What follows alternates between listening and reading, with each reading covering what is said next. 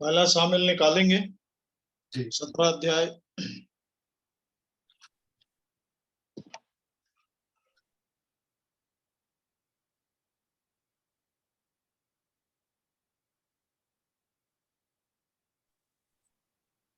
पहला शामिल 17 अध्याय और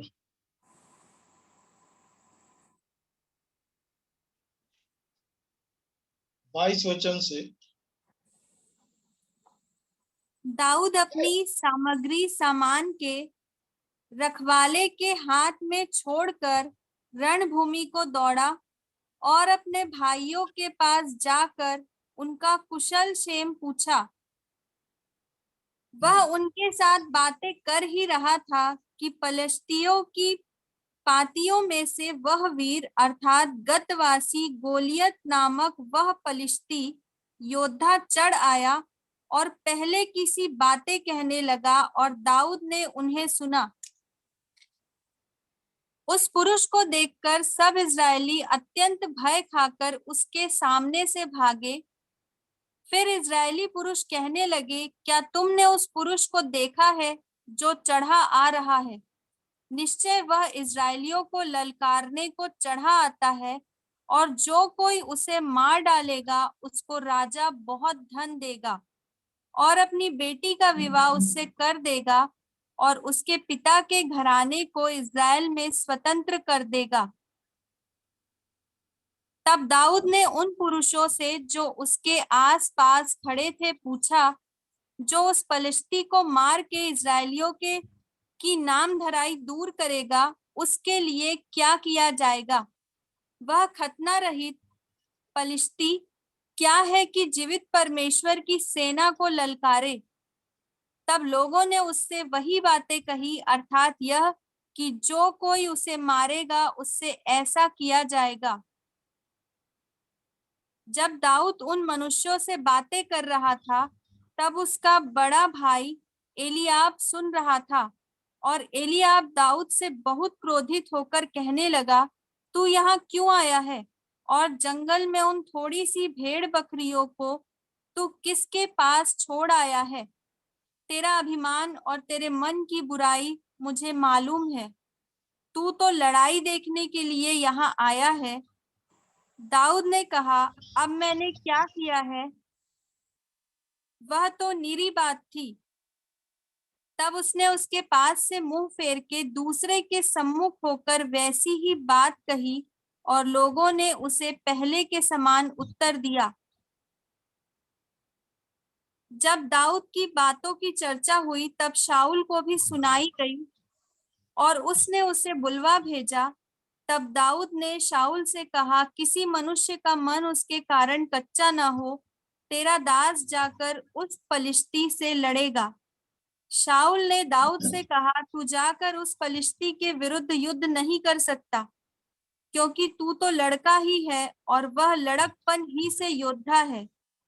दाऊद ने शाऊल से कहा, तेरा दास अपने पिता की भेड़ बकरियां चराता था, और जब कोई सिंह या भालू झुंड में से मेमना उठा ले जाता, तब मैं उसका पीछा करके उसे मारता और मेमने को उसके मुंह से छुड़ा लेता, और जब वह मुझ पर हमला करता, तब मैं उसके केश को पकड़कर उसे मार डालता था। तेरे दास ने सिंह और भालू दोनों को मारा है, और वह खतना रहित पलिश्ती उनके समान हो जाएगा, क्योंकि उसने जीवित परमेश्वर की सेना को ललकारा है। फिर दाऊद ने कहा, यहोवा जिसने मुझे सिंह और भालू दोनों के पंजे से बचाया है, वह मुझे उस पलिश्ती के हाथ से भी बचाएगा। शाऊल ने दाऊद से कहा, जा, यहोवा तेरे साथ रहे। तब शाऊल ने अपने वस्त्र दाऊद को पहनाए और पीतल का टोप उसके सिर पर रख दिया और झिलम उसको पहनाया। तब दाऊद ने उसकी तलवार वस्त्र के ऊपर कसी और चलने का यत्न किया। उसने तो उनको ना परखा था। ये दाऊद ने शाऊल से कहा, इन्हें पहने हुए मुझसे चला नहीं जाता, मैंने इन्हें नहीं परखा है। और दाऊद ने उनको उतार दिया। तब उसने अपनी लाठी हाथ में ली और नाले में से 5 चिकने पत्थर छाटकर अपनी थैली अर्थात अपने झोले में रखे और अपना गोफन हाथ में लेकर पलिश्ती के निकट गया। पढ़ते जाओ। पलिश्ती चलते चलते दाऊद पहुंचने लगा और जो जंग की बड़ी ढाल लिए था वह उसके आगे आगे चला। तब पलिश्ती ने दृष्टि करके दाऊद को देखा, तब उसे तुच्छ जाना, क्योंकि वह लड़का ही था और उसके मुख पर लाली झलकती थी और वह सुंदर था। तब पलिश्ती ने दाऊद से कहा, क्या मैं कुत्ता हूँ कि तू लाठी लेकर मेरे पास आता? तब पलिश्ती अपने देवताओं के नाम लेकर दाऊद को पूछा। फिर पलिश्ती ने, मेरे पास आ, मैं तेरा आकाश के पक्षियों को दे दूंगा। जो प्रभु पढ़े वचन पर आशीष दे, परमेश्वर पिता का धन्यवाद करते हैं कि इस भाग को जो दाऊद और गोलियत के विषय में दिया हुआ है, और ये 40 दिन से फलिस्तियों के सामने बैठे हुए थे। एक युद्ध छिड़ा हुआ था और दोनों सेना अपने अपने जगह में, जो उनकी जगह थी, आप पढ़ते जाएंगे तो मिलते जाएगा। और 40 दिन हो गए थे इस प्रकार। और वो गोलियात निकलता था और वो कहता था कि जो भी तुम्हारे पास ऐसा व्यक्ति है जो मुझसे जीत जाएगा तो हम तुम्हारे हो जाएंगे, और यदि मैं जीत जाऊंगा तो तुम हमारे हो जाओगे। यदि आप बाइबल को जैसे ही परमेश्वर के दास इब्राहिम से इसको शुरू करेंगे, तब से जब से परमेश्वर ने इब्राहिम को फलिस्तियों का एरिया दिया था, क्योंकि परमेश्वर ने इब्राहिम को कह दिया था जितनी जगह तुझे दिखती है वो सब तेरी है। क्योंकि चलने को कहा तो इब्राहिम बहुत सोच रहा था कि मैं कितने जगह में चलूं और ये कितना मेरा स्थान होगा, क्या होगा, बहुत सी बातें। पर जब वो परमेश्वर पर विश्वास करके जितने जगह को देखा तो उसमें फलिस्तियों का एरिया भी था। उस क्षेत्र को भी परमेश्वर ने इब्राहिम को दिया था। और इब्राहिम और उसके वंशज जो इसराइल थे, इनका बराबर युद्ध होते रहता था। समय समय पे फलिस्ती और इसराइलियों का युद्ध, कभी युद्ध में इसराइली जीत जाते, कभी फलिस्ती जीत जाते। पर शाऊल जो पहला राजा था, क्योंकि इसराइलियों ने राजा मांगा था और परमेश्वर ने उनको राजा दिया, क्योंकि अभी तक वे परमेश्वर के वश में रहते थे, परमेश्वर के अधीन रहते थे, परमेश्वर की व्यवस्था के वश में रहते थे। पर जब उन्होंने राजा मांगा तो शामुएल को भी बुरा लगा, परेशान हुआ वो। पर इन्होंने राजा मांगा और परमेश्वर ने अद्भुत तरीके से शाऊल को चुनकर इनके लिए राजा ठहरा दिया। और कई प्रकार के युद्ध शाऊल के साथ होते रहे। ये एक युद्ध था जिसमें फलिस्तियों ने यहाँ पर एक चालाकी की थी, और चालाकी ये थी कि उन्होंने फलिस्तियों में से गोलियत को अपने लिए आगे कर दिया। और गोलियत के ऊंचाई, लंबाई, ये सब बाइबल में दिया हुआ है। इसको पहला शामुएल और इसके 17 अध्याय के, चलिए पहले पद से कुछ पद पढ़ लीजिए, जहां पर आपको एक जानकारी मिलेगी कि गोलियात किसको कहते हैं, गोलियात का क्या रूप था और उसके सामने दाऊद क्या था। चलिए पढ़िए पहला पद से। अब पलिश्तियों ने युद्ध के लिए अपनी सेनाओं को इकट्ठा किया और यहूदा देश के सोको में एक साथ होकर सोको और एक सदीम में तुम्हारी आवाज कट रही है, क्या बात?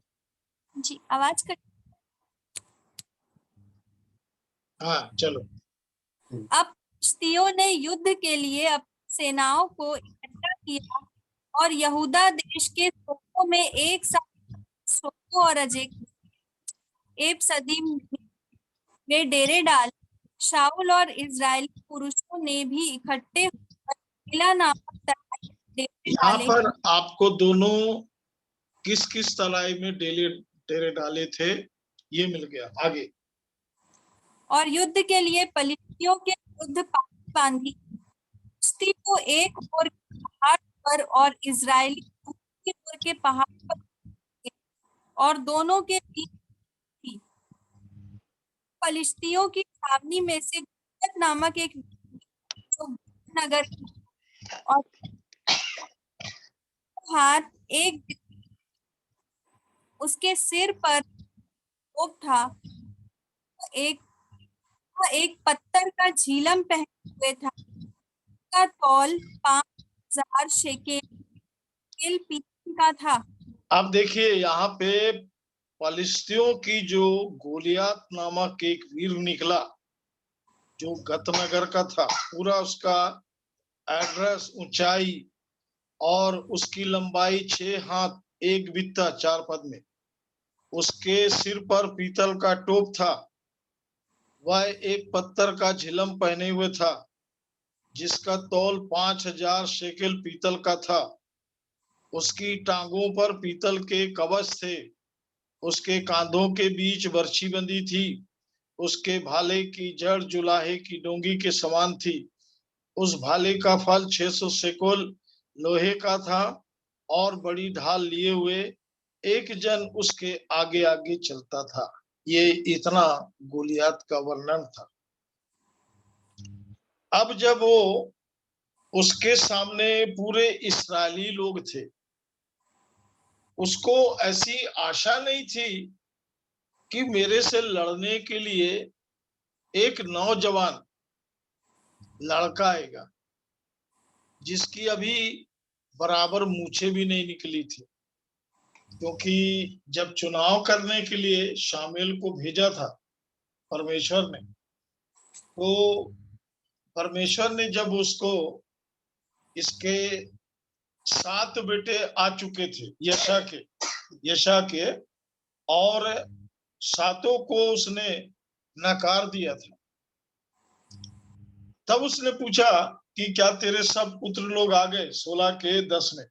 इस प्रकार यशा ने अपने 7 पुत्रों को शामुएल के सामने भेजा और शामुएल यिशै से कहता गया, यहोवा ने इन्हें नहीं चुना। तब शामुएल ने यिशै से कहा, क्या सब लड़के आ गए?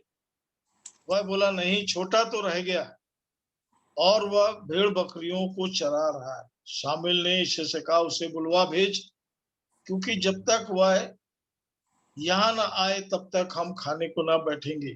पहले परमेश्वर अपने जनों को इस प्रकार से नियुक्त करता था। उसकी एक नियुक्ति का यहाँ पर एक उदाहरण दिया हुआ है और परमेश्वर ने उसको शामुएल के द्वारा कैसे अभिषेक किया। अब उसके बाद में आगे बढ़ता हूं।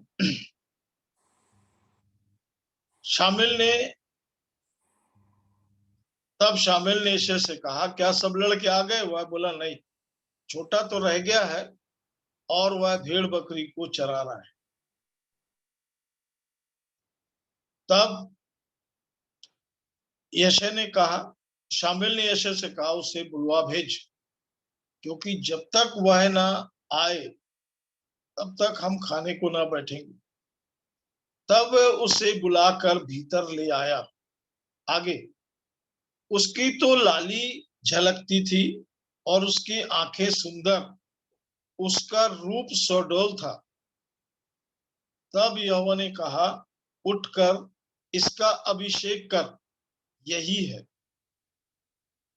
तब शामुएल ने अपने तेल का सींग लेकर उसके भाइयों के मध्य में उसका अभिषेक किया।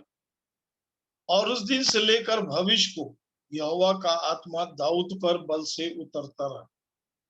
तब शामुएल उठकर रामा को चला गया, क्योंकि शाऊल राजा के साथ जब परमेश्वर का आत्मा हट गया तो उसको एक दुष्ट आत्मा सताने लगा। और शाऊल ने भी, मतलब कैसे सब चीजों की योजना बन रही है परमेश्वर के वचन में। और तब एक बजाने वाले को ढूंढा गया और दाऊद वीणा बजाता था। और शाऊल को जब जब दुष्ट आत्मा सताता था तो जो वाद्य बजाया जाता था उससे दुष्ट आत्मा चले जाता था। आगे 14 पद से पढ़ रहा हूं। यहोवा का आत्मा शाऊल पर से उठ गया। यहोवा की ओर से एक दुष्ट आत्मा उसे घबराने लगा। प्रियो, यहाँ एक बात ध्यान देंगे, परमेश्वर का आत्मा लगातार जब हमारे जीवन में अभिषेक करके काम करना शुरू करता है,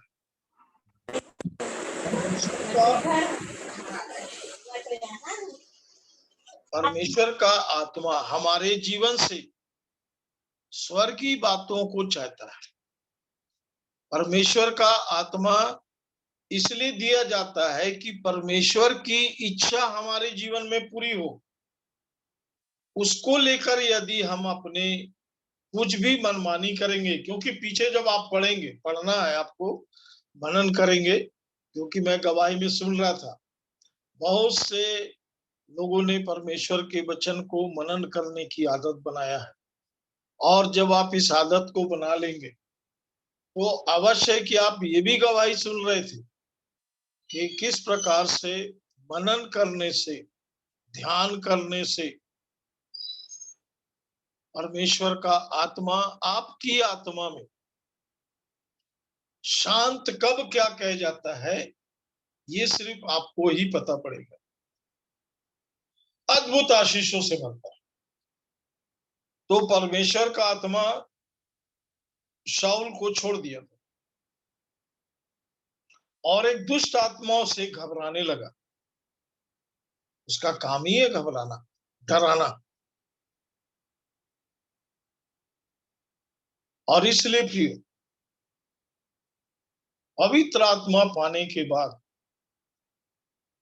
राजा को वो आत्मा मिलने के बाद, क्योंकि उसका जब चुनाव हुआ 10 अध्याय से चालू होता है, इसको आप पढ़ेंगे।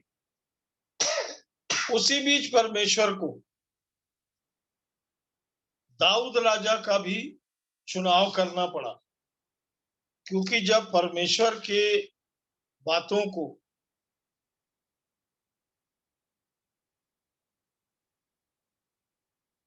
शाऊल नहीं मान पाया, शामुएल उसको 2 बार, एक बार नहीं 2 बार उसको जो बात बोला,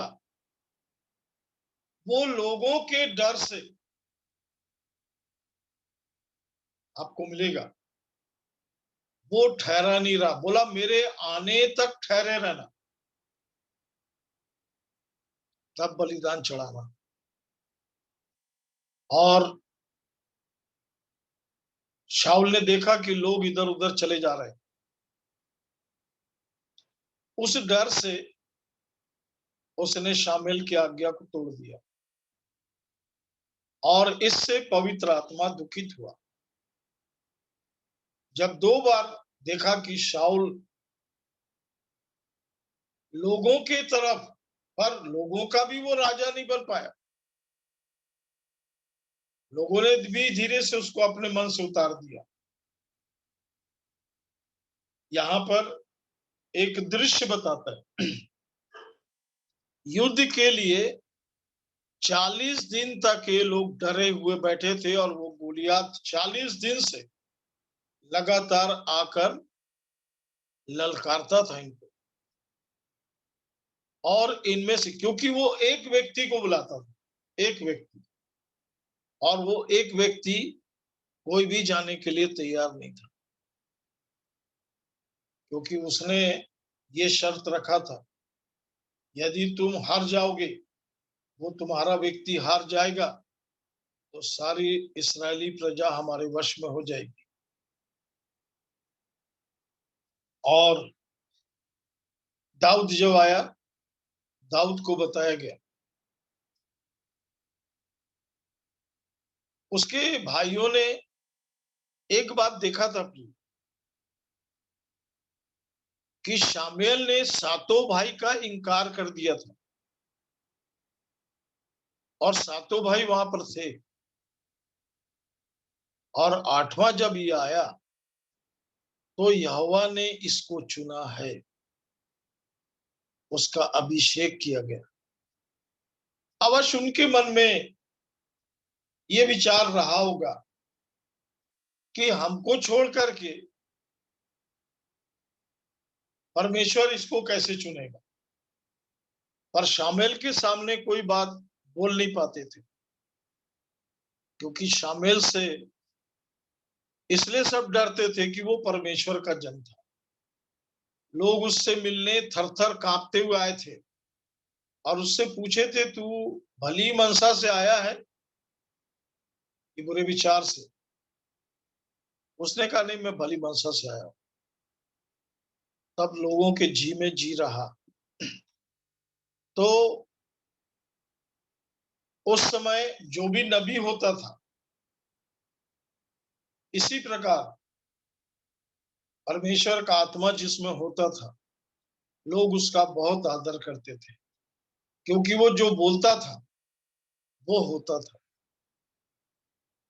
और वो अपनी ओर से नहीं बोलता था। परमेश्वर का जन होके परमेश्वर उससे जो कुछ बुलवाता था वो बोलता था। ये तो यीशु मसीह का अनुग्रह है प्रियो, इसलिए हम पर अनुग्रह हुआ कि अब पवित्र आत्मा लगातार आपके साथ स्वर्गीय योजना को प्रकट करने के लिए बराबर बना रहता है, और इसलिए पवित्र आत्मा के द्वारा एक निश्चयता बराबर आपके आत्मा में दी जाती है। वो जैसे जैसे आप परमेश्वर को, परमेश्वर के वचन को, परमेश्वर के आत्मा को समय देते जाएंगे, इसका समय जब आप बढ़ाते जाएंगे, तो आपको ये रहस्य मालूम होते जाएगा कि आपका जीवन सदैव के लिए प्रभु के साथ रहने के लिए चुन लिया गया है। और परमेश्वर की योजना, जो स्वर्गीय योजना है, जो स्वर्गीय प्रबंध है, वो आप पर बराबर प्रकट होते जाएगा। उसके लिए बहुत गहरे में आपको जाना पड़ेगा। बहुत सी ऐसी बातें हैं जो लोग, जैसे यहाँ पर राजा ने क्या किया, दाऊद को शाऊल राजा ने अपने जो कुछ वो पहना था पहना दिया, और शाऊल उसको पहन तो लिया, पर उसने अपनी गवाही बताया। 37 पढ़ेंगे जरा, 36 37 दोनों पढ़े। तेरे दास ने सिंह और भालू को मारा, और वह खतरा उनके समान हो जाएगा, क्योंकि उसने जीवित परमेश्वर की ललकारा है। दाऊद ने कहा, वह जिसने मुझे सिंह और भालू दोनों पंजे से बचाया है, फलिश्ती के हाथ से बचाएगा। शाऊल ने दाऊद से कहा, के साथ। हाँ, आगे। तब शाऊल ने अपने दाऊद को पीतल का टोप उसके दिया और झिलम बनाया। तब और दाऊद आगे, आगे, आगे। ने उसकी तलवार वस्त्र के ऊपर और चलने का उसको ना परखा। इसलिए दाऊद ने से कहा, पहने हुए नहीं जाता, मैंने इन्हें। और हाँ, मतलब दाऊद को शाऊल ने अपने हथियार सहित वस्त्रों को पहना दिया, पहन तो लिया। जब वो चलने लगा, बड़ा आनंद आता है प्रियो। आत्मा के जीवन को पाने के बाद बहुत से लोग आपके साथ शारीरिक उपाय भी करेंगे, क्योंकि अभी आप अपने कार्य क्षेत्र में हैं, काम भी कर रहे हैं और कहीं पर जैसे गवाही भी देते हैं, तो लोग आपकी बातों को सुनते हैं। उसके बाद वो आपको अपना उपाय बताते हैं। दाऊद ने कहा, मैं जंगल में अकेला रहता था, भेड़ों को जब सिंह और भालू उठा ले जाते थे, मैं उनके मुंह से छुड़ा के लाता था। क्या गवाही है तू। हमारा व्यक्तित्व और हमारा व्यक्तिगत अनुभव जो उतनी बड़ी सेना और राजा के पास नहीं था, इसलिए गोलियात एक बड़ी अद्भुत बात बोलता है। और मैं इस बात को जानता हूं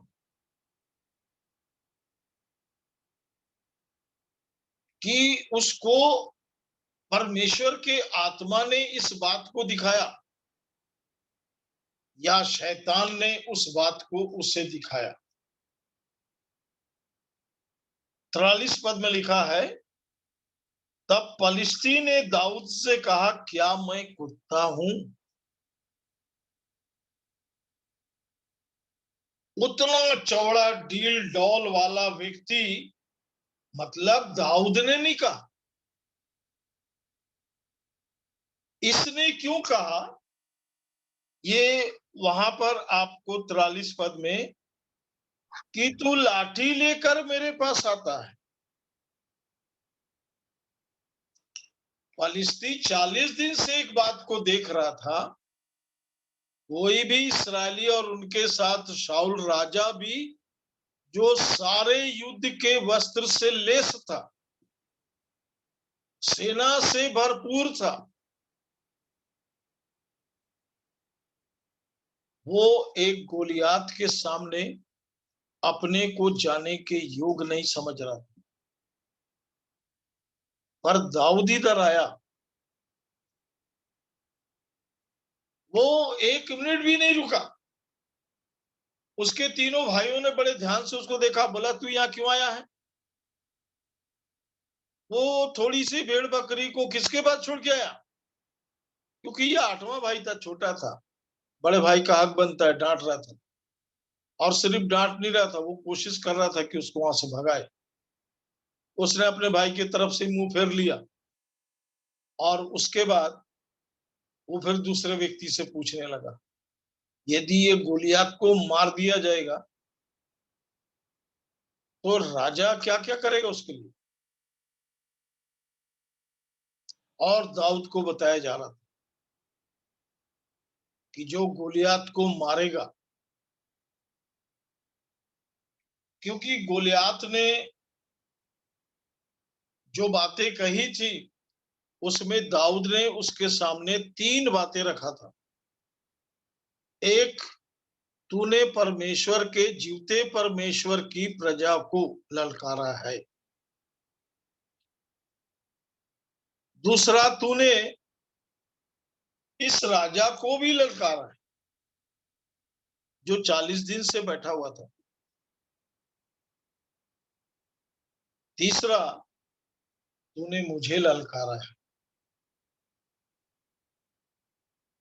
और इन तीनों बातों में एक बात का सार है जो दाऊद के समझ में आया, जो दाऊद ने प्रकट किया कि तूने जीवते परमेश्वर को ललकारा है। और इसलिए उसने कहा, तू तो भाला सांग लिए हुए 45 पद में, पर मैं सेनाओं के यहोवा के नाम से तेरे पास आता हूं, जो इस्राएली सेना का परमेश्वर है, और उसी को तूने ललकारा है। ये तो पूरी इस्राएली सेना का परमेश्वर था। ये तो भेड़ बकरी चरा रहा था। इस्राएली सेना में से 40 दिन में से कोई नहीं गया, क्योंकि दाऊद ने अपने जिन अनुभवों को रखा, वो अनुभव शायद किसी के पास नहीं था। और इसलिए प्रिय, परमेश्वर अपने लिए जिन जनों को चुनता है, उसको सब अनुभव से लेके चलता है। और शैतान का व्यक्ति कितना भी बलवंत हो जाए, क्योंकि परमेश्वर को एक बात अच्छे से मालूम है कि मेरे व्यक्ति को, जो भी मेरा जन होगा, उसको शैतान के सामने खड़े होना ही है। यीशु भी जब अपनी सेवा में 40 दिन उपवास रहने के बाद, मत्ती 4 में दिया हुआ, बैप्टिज्म लेकर मत्ती 3 आखिरी में दिया, जब वो बाहर आया और उपवास रहने के बाद उसको पवित्र आत्मा लोगों के पास नहीं ले गया, परखने वाले के पास ले गया। और उसने बहुत बड़ी बड़ी बातें यीशु के सामने शर्त रखी, और यीशु ने वचन से उसकी सारी शर्तों को हटाते हुए आखिरी में कहा, मत्ती 4:10 में, हे शैतान, मेरे सामने से दूर हो जाओ। शैतान को उसके काम को पहचानना, उसकी औकात को पहचानना। दाऊद क्या बोला, देखिए यहाँ पे 46 वचन, आज के दिन यहोवा तुझको मेरे हाथ में कर देगा। क्या निश्चयता है, मैं तुझको मारूंगा। क्या निश्चयता है, और तेरा सिर तेरे धड़ से अलग करूंगा।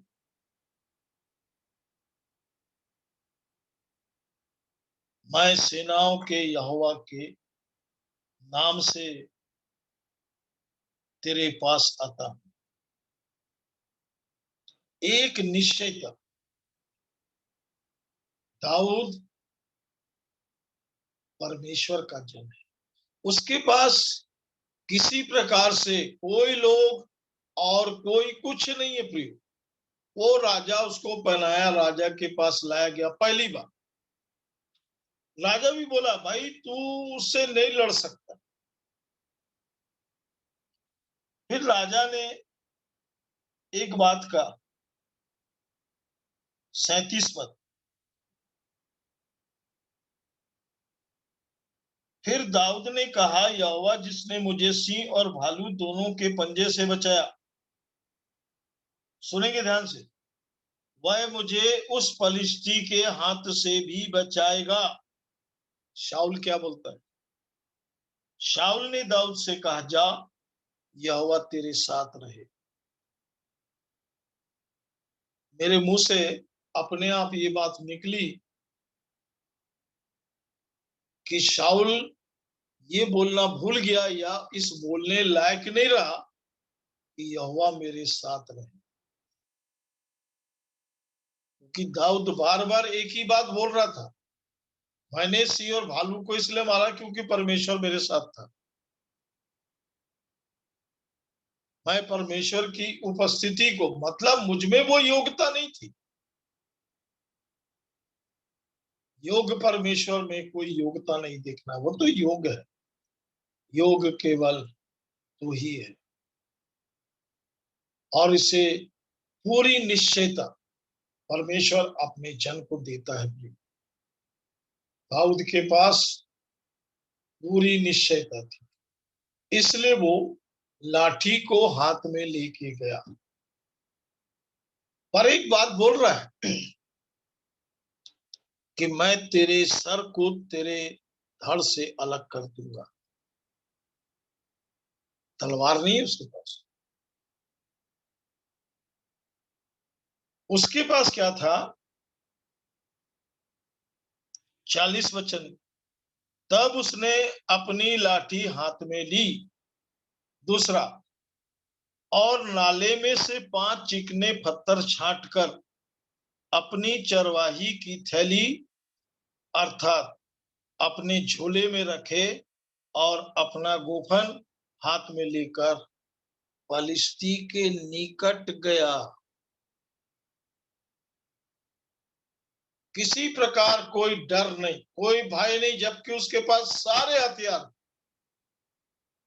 और ढाल लेकर चलने वाले लोग भी थे उसके पास। उसको देखकर गोलियत गुस्से से भर गया। प्रियो, एक बात को हमेशा, जैसे जैसे आप प्रभु में बढ़ते हैं, जैसे जैसे आप प्रभु की निकटता को पाते जाएंगे, वैसे वैसे शैतान आपसे घृणा करते जाएगा, चिढ़ते जाएगा, कोई ना कोई आपके आगे रुकावट डालते जाएगा। और ये आपके लिए आनंद का विषय होना चाहिए, क्योंकि आपको एक विजय पाने का मौका मिल रहा है। दाऊद वहां पर, ठहर जाओ मैं थोड़ा प्रार्थना कर लूं, ठहर जाओ मैं थोड़ा नहीं, परमेश्वर की उपस्थिति का अपने अंदर एहसास कर रहा है और व्यक्तिगत पर्सनल उसी की गवाही वो बार बार दे रहा है। उसको देख करके गोलियत झुंझला गया, क्रोधित हो गया और सबसे निम्न और घटिया बात को अपने लिए रखा, क्या मैं हूं जो तू लाठी लेकर के मेरे पास आता है? और वो जो कर सकता था उसने किया। क्या किया? पलिश्ती अपने देवताओं का नाम लेकर दाऊद को कोसने लगा। दाऊद को ये सब करने की जरूरत नहीं थी, वो एक ही बात बोल रहा था, मैं तेरा सर तेरे धड़ से अलग करूंगा। और प्रियो, उसने किया। और आगे क्या क्या हुआ है ये हम आगे देखेंगे। आइए प्रार्थना करें और प्रार्थना में हम भाई अगुवाई करेंगे।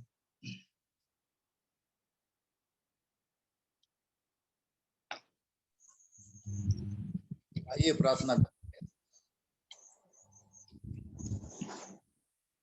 स्वर्गीय पिताजी, बड़े धन्यवाद के साथ यीशु मसीह में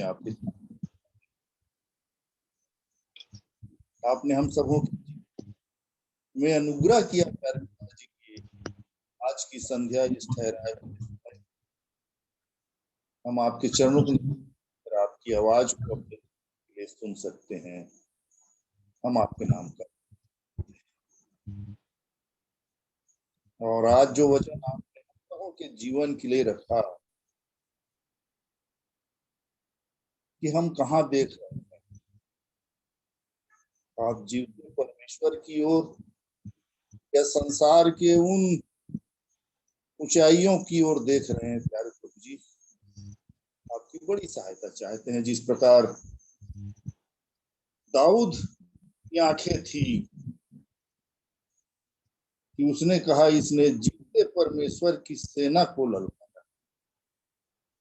उसकी ऊंचाई पर, उसके डील डौल पर, उन सारी बातों से उसे मतलब नहीं था, और उसकी आंखें प्यारे प्रभु जी आपकी ओर लगी। आपकी सामर्थ्य पर उसे भरोसा था प्यारे प्रभु, इसलिए उस कार्य को कर सका। हमारी भी सहायता करें कि हम कहाँ देखें, किससे सहायता पाने की चाह रखते हैं। प्यारे प्रभु जी, सहायता चाहता हूं, दया करें इन अद्भुत वचनों के लिए जिसे आपने प्रभु जी हमारे जीवन के लिए तैयार करके आपने किया है। इन वचनों से हम अपने जीवन के लिए सीख सके स्वामी, इसलिए हम आपके नाम का धन्यवाद करते हैं। और आपने अपने दास के द्वारा इन अद्भुत वचनों को हमारे जीवन के लिए प्रकट किया। हम बहुत सी बार इन वचनों को पढ़ते हैं प्यारे प्रभु जी, पर जब तक आपकी आत्मा हमारी सहायता न करे, हम उसको ऐसा नहीं समझ सकते जैसा आपकी पवित्र। इसलिए हम आपके नाम का धन्यवाद करते हैं मेरे हर एक आदरणीयों के लिए। आज प्यार प्रभु जी, आज संध्या जुड़ सके, और जितनों ने आपके वचन को सुना है प्यारे प्रभु जी, हर एक को आपने आशीषित किया। मैं आपके नाम का इस रात्रि में भी आपकी अगुवाई, आपकी परिमल वचन पर हम ध्यान कर सके, सहायता चाहते हैं। आपने प्रार्थना सुनी, धन्यवाद करते हैं। धन्यवाद के साथ इस दुआ को उद्धार करता यीशु मसीह के नाम से मांगते हैं, सुनिए। आमीन। आमीन। आमीन।